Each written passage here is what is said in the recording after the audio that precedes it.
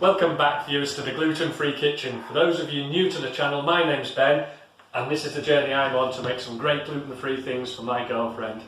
Today it's scones. Normally I make cheese scones for her, but our local garden centre makes some great cinnamon and apple scones, so I'm going to give those a try. Over here, Gillian, I've got 200 grams of flour and I've got 100 grams of butter. Into that flour I've added 1 teaspoon of cinnamon and I've added 2 teaspoons of mixed spice. Mixed spice has already got some cinnamon in, but it's got some great flavours and some great scents in there as well, and that's what I want to run through these scones. I've also added a small amount of xanthiam gum. This is going to be personal to yourselves. Practice, it's probably just a pinch, and this is what helps bind the flour together. And because this is self-raising flour, to help it along, I've also put 1 level teaspoon of this baking powder in as well. Free advertising for Sainsbury's. Most people mix the flour and the butter together by hand, but I prefer using one of these. Now you may think this is a bit of a extravagance, but I'm making 2 or 3 things using this appliance just to make it worthwhile getting that out.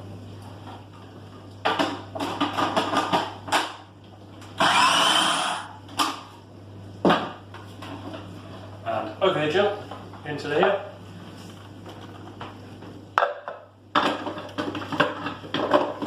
That's taken very little time, and it's mixed all that butter in with that flour. The next thing I need to add is around about 40 millilitres of water. That's going in. And I just bring these together.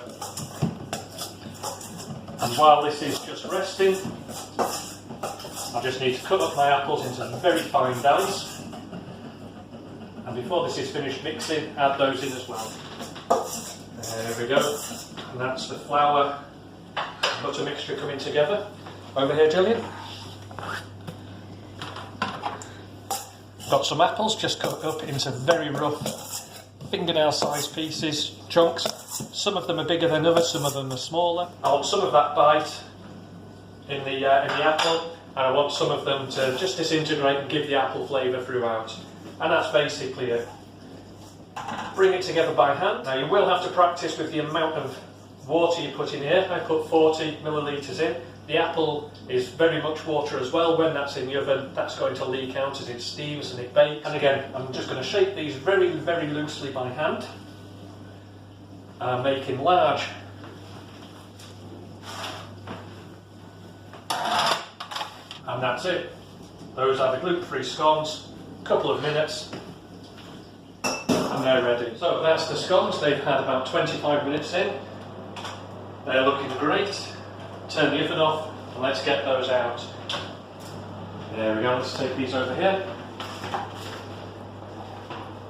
Let's just gently lift these off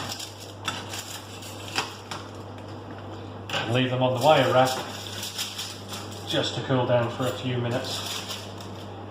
And you can just see running through those little pieces of apple just poking through.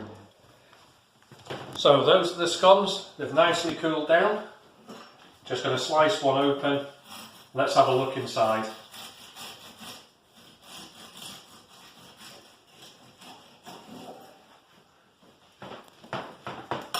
There we go, very moist. Those little bits of apple they've cooked through. Just warm those up again in your toaster, couple of minutes, and spread those with butter and they will be delicious.